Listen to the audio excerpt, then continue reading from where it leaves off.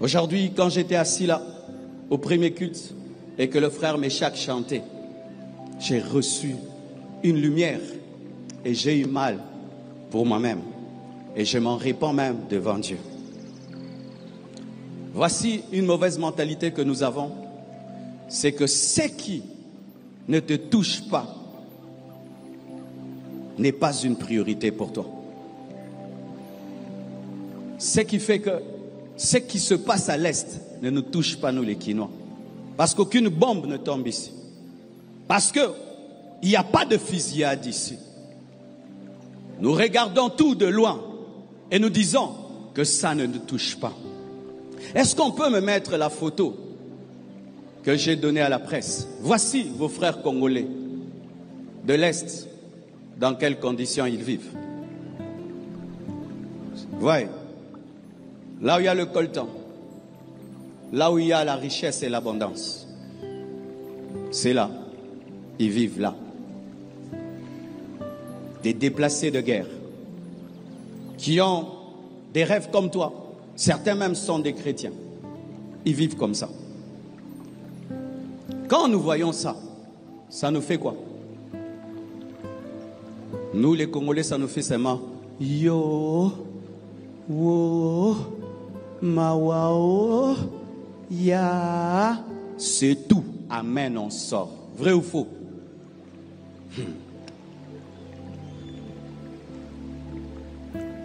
Il y a des années, une chanson a été composée qui s'appelle We Are the World. Qui connaît? Écrite par Michael Jackson. Il y a même le documentaire de cette chanson sur Netflix, comment cette chanson a été composée. Quand j'ai vu comment la chanson We Are the World a été composée, j'ai eu honte en tant que chrétien. C'était les plus grandes stars de la musique de cette époque-là, mes frères, qui ont accepté de tourner.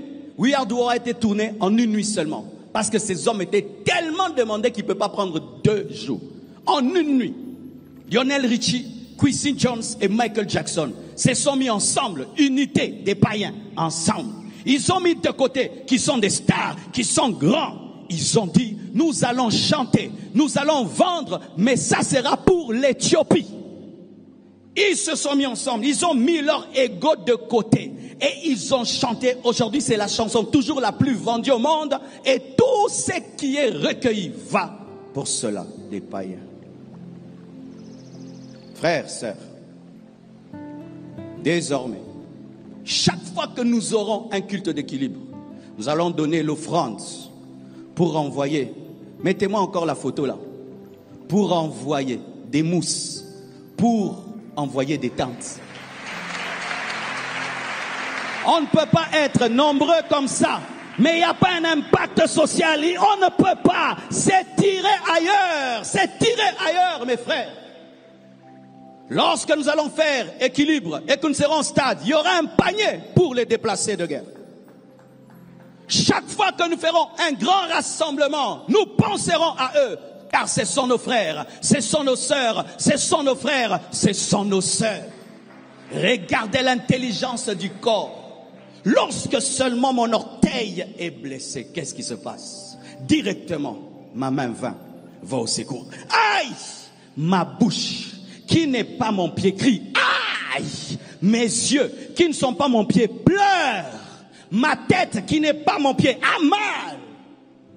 Nous sommes le même corps. Ce qui touche l'Est, normalement, doit toucher Kinshasa, doit toucher Lubumbashi, doit toucher tout le pays. Et si nous nous mettons ensemble, nous résoudrons beaucoup de problèmes.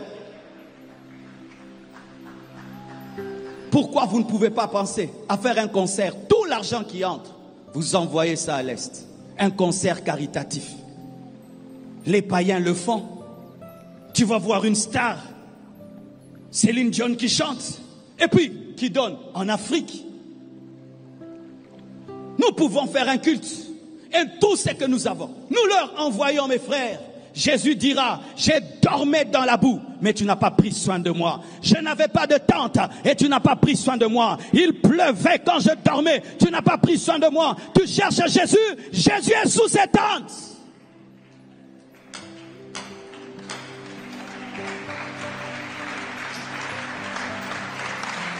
Jésus est sous ses tentes. Et pour que cet argent ne soit pas détourné, nous allons avoir nos propres représentants là-bas, où chaque dollar va servir pour cela, parce que c'est encore ça une malédiction. Hey, des gens qui volent l'argent des déplacés de guerre, vous êtes maudits, vous et vos enfants, et toutes vos familles. Des gens qui s'enrichissent sur le dos de la pauvreté des autres, c'est la malédiction générationnelle. Des gens qui entrent dedans pour avoir de l'argent. On donne 10 000 $ aux pauvres et toi tu les utilises. Tu es maudit.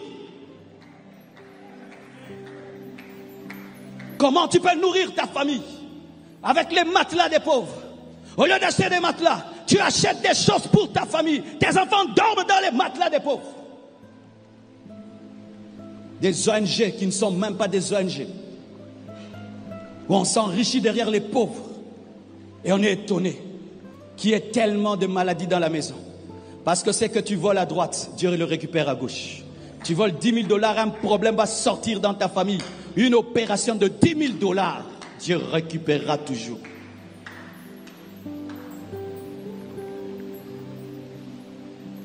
Aux États-Unis, lorsqu'il y a tremblement de terre, qu'est-ce qui se passe? Tout le monde va là-bas et va aider. Nous, ça fait des années que cela dure. Et tu vas te rendre compte, tu n'as jamais rien envoyé à l'Est. Pourquoi?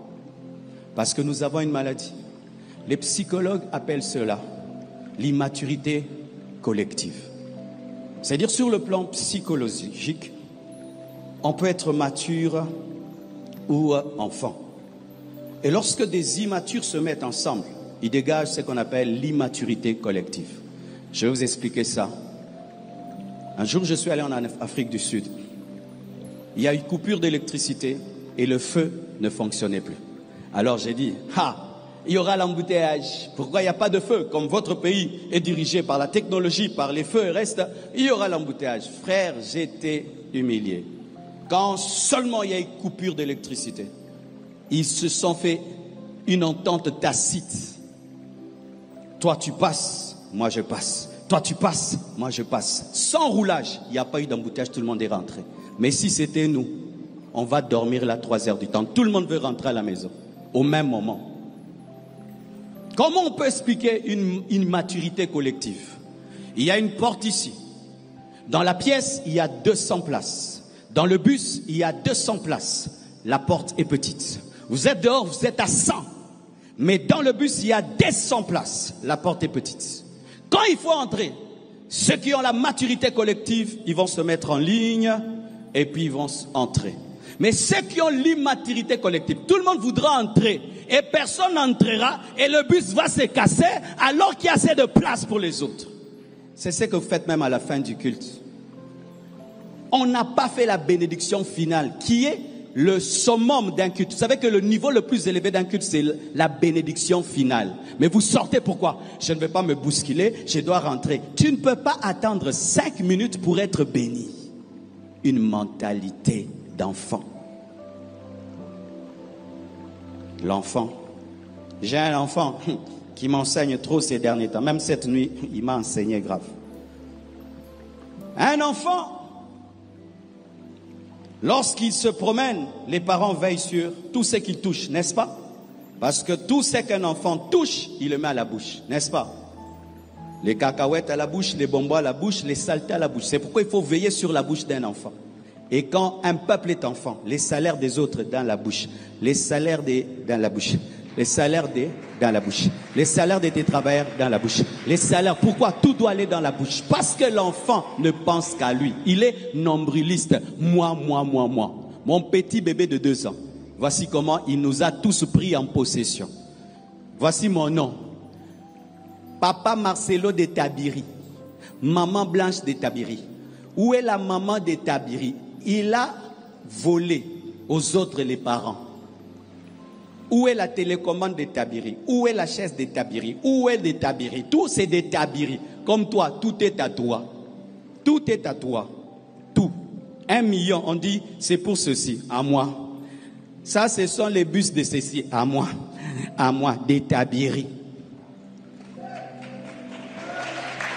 Quand on est un enfant, on attend toujours maman pour enlever les popos. Un bébé ne s'enlève pas les popos. C'est pourquoi nous sommes à l'aise dans la saleté. Nous attendons même que le gouvernement vienne curer nos caniveaux et chasser nos moustiques. Mokonzi, atale la biso likamboyo. Likamboyo. Les moustiques devant ta maison, tes caniveaux, tu ne peux pas enlever la saleté devant chez toi. Tu ne peux pas peindre ton mur. C'est le gouvernement qui va peindre ton mur. Les enfants, ils pleurent tout le temps.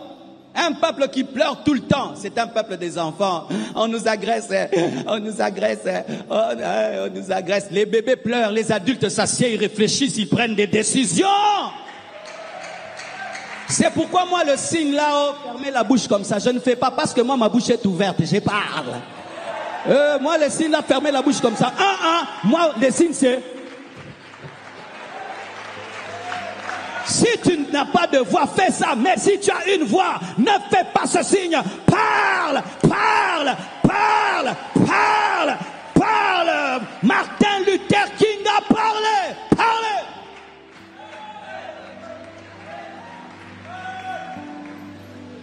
La mentalité de l'enfant, c'est que j'abîme, l'autre arrangera. Vrai ou faux? Les enfants abîment, les parents arrangent. Et regardez comment on fait.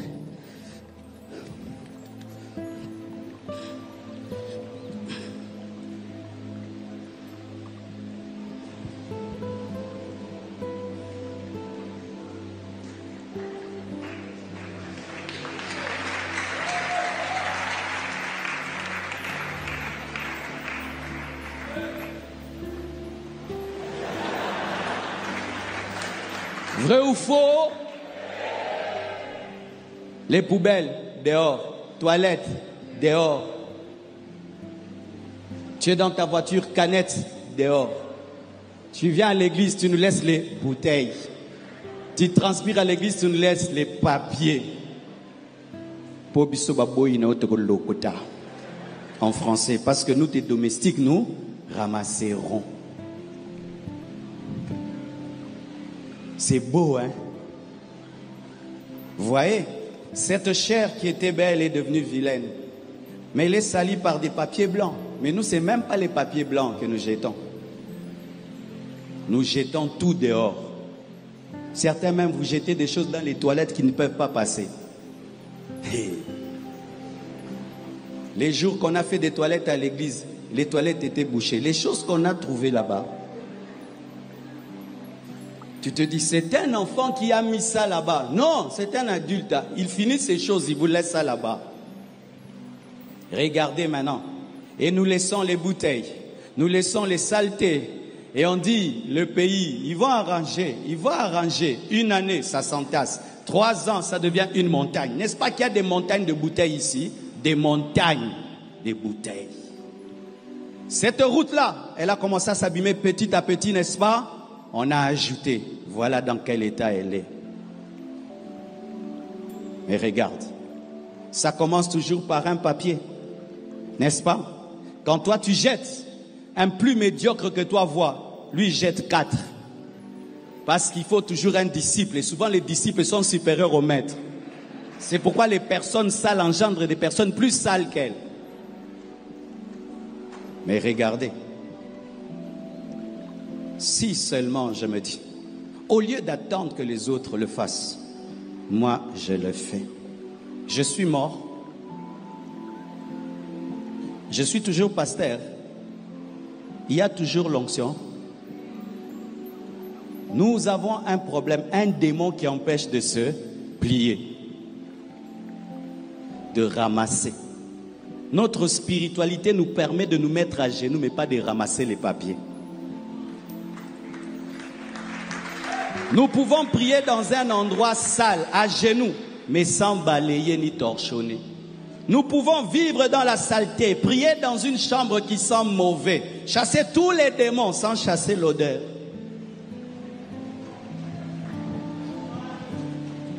Nakoufi,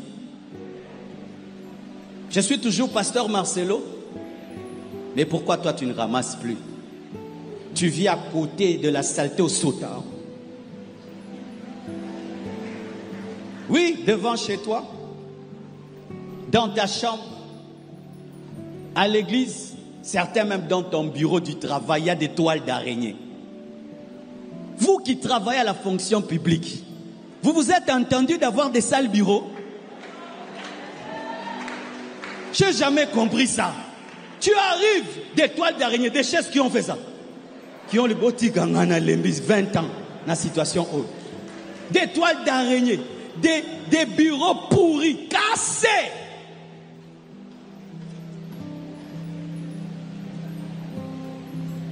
Pourquoi tu veux ramasser? Qui chef ou l'équité? Non, t'es à frère.